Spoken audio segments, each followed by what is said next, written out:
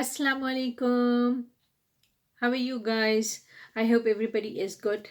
And today I'll be speaking on an irregularity, a menstrual irregularity topic.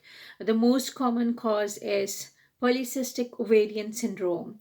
So I'll be discussing on this topic, which many females, young or old or mid-age, they face this menstrual irregularity cause, and it's the most common disease to be discussed. So, first of all, I'll be going through what are the signs and symptoms or what are the complaints that females do have, so you can recognize that this can come underlying a polycystic ovarian syndrome disease.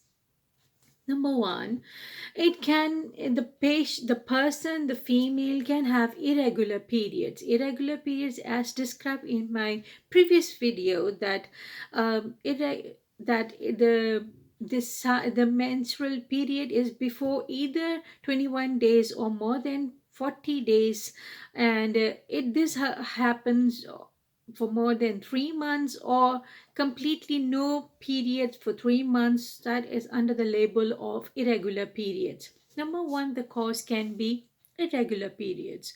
Number two, or no periods, no menstrual cycle periods. Number three, or heavy bleeding. That is, the female can suffer from heavy bleeding. So then the fourth part can have excessive hair loss, thinning of hair, and the male pattern of baldness, and that we also call it androgenic baldness. Okay, and excessive hair growth, male pattern hair growth on the face, okay, the chest, the back, buttocks. So these are the areas where there can be excessive hair growth, and this is exactly because of increased level of testosterone, a male a male hormone that happens to occur in such females. And then oily skin leading to hormonal acne, because those same androgens can lead to oily skin of the face, and then it can lead to acne. Dark patches on the skin, on the creases, like at the back of the neck, or the groin area, or under the breast. So these are the creases area which can have dark patches. Or hormonal headache, that is, females with the change in the hormones can lead to headache, and so this is called the hormonal headache. It can trigger to headache.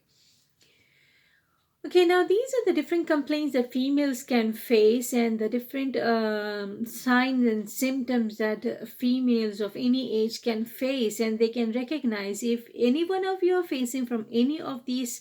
So it's better to visit your general physician and visit your expert, so that you can discuss the whole scenario with the person. Now, the cause is basically unknown. It's not a genetic disease, but it might run in the families, or you can be the first person you can be the first person to face this disease. Abnormal hormones include there is an increase in testosterone, that is the male hormone in the females, or there is an increase in the insulin levels. Insulin levels in the female are increased, that lead to increase in the blood sugar levels, because PCO females, PCO ladies are resistant to the function of insulin. What's the function of an insulin? Insulin has a function to carry the blood serum glucose into the cells, into the surrounding tissues. So if the insulin is not able to do its function, so the blood glucose will be also increased, and there is a feedback mechanism that gives from to the body that there is no glucose, there is no sugar in the cells. The cell starts for sugar hunger, because many of our cells in the body, the brain cells all over the body, need sugar, needs glucose for its functioning, for its nourishment. So they'll have a glucose hunger. This will give a feedback from the brain to the pancreas to secrete, to synthesize more insulin. So the end result, there is an increase of insulin levels. So this is a change in the hormones in the body. Now, what are the effects of polycystic ovarian syndrome on our body? So we have a list of, we'll be discussing according to what's common.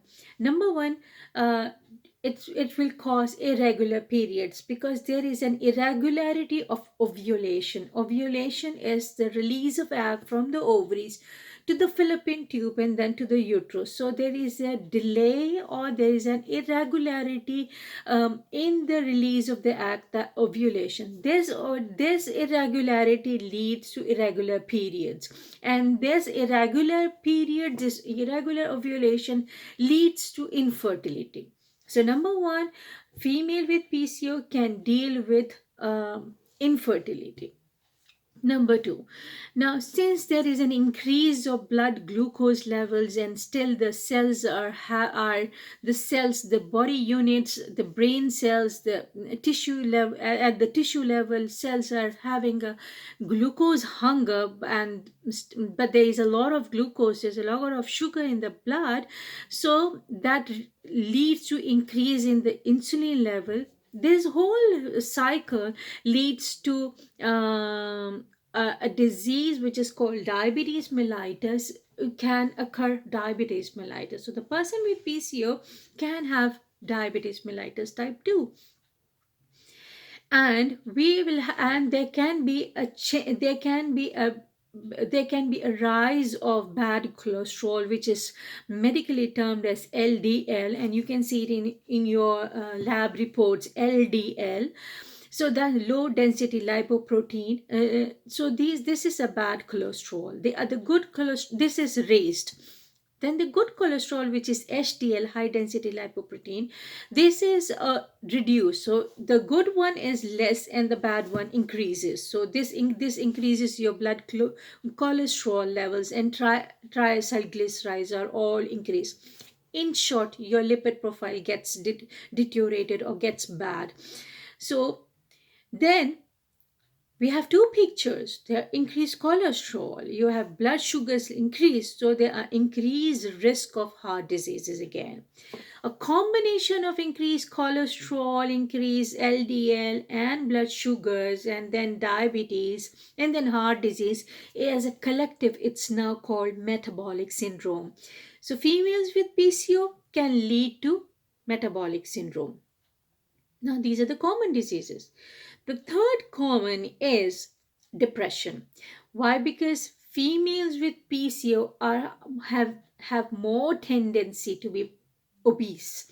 About 70 to 80% of PCOs are obese. I mean, their BMI is more than, mostly their BMI is more than 30, which leads to obesity, moderate and then severe levels of BMI. So, and then the male pattern of hair growth on the face, chest, and back. This leads to depression, negative impact on the emotions. It leads to depression. So, such patients, such PCO strugglers, they are also depression patients, or anxiety, are more having more anxiety. Then there's another struggling point for PCO is sleep apnea. Basically, there are pauses of breath during sleep in overweight females, overweight patients, and this pauses in breath leads to a break in their sleep. They don't have sound sleep. So people with PCO or overweight and PCO do suffer from sleep apnea. They don't have a sound, comfortable sleep. So this leads to depression also again. There can be there can be also endometrial cancer can also be an effect, because the endometrial lining does not share off monthly, so that can be thickened and can cause an endometrial cancer. This can be the effects of polycystic ovarian syndrome in a female. Now, how are you going to diagnose your polycystic ovarian? If two or three of any signs and symptoms are there, then the person is labeled as polycystic ovarian syndrome. Number one, irregular periods. Number two, hair thinning, baldness, androgenic baldness. That is a loss of hair at the skull area. That is the androgen male pattern baldness.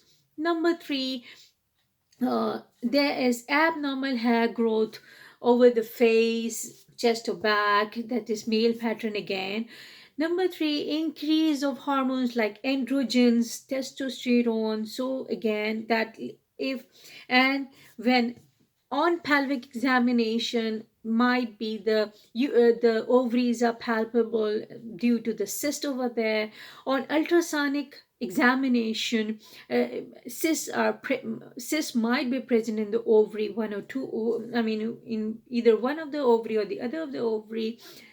So that means, and in your blood examination, there might be an increase of insulin levels, might be an increase in insulin levels or testosterone. These are the hormones. So if two, three of any of these are present, so we diagnose a person as a polycystic ovarian syndrome. How to deal with polycystic ovarian syndrome now?